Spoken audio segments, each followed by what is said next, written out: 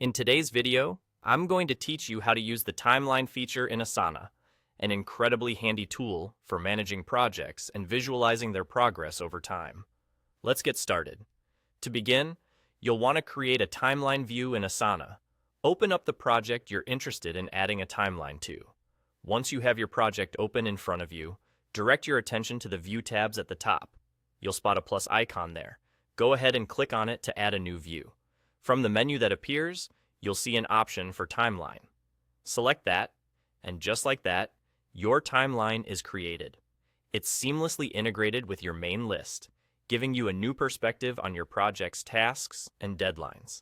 Now, with the timeline view active, you'll immediately notice how it allows you to see and visualize each task in relation to its start date and duration. It's a powerful way to get the big picture of your project schedule. If you find that a task's dates need adjustment, you can easily do so by clicking and dragging the task box along the timeline for new start and end dates.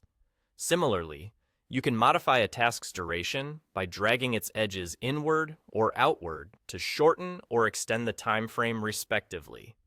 Each task presented on the timeline also has more detailed information available.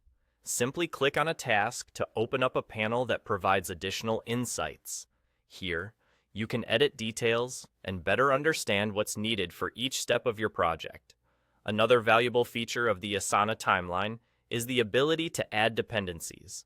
This is crucial for managing tasks that rely on the completion of prior steps. To do this, click on a task to open its detailed view. You'll find a section labeled Dependencies. Click on Add Dependencies, and you'll be prompted to select the task it's dependent on.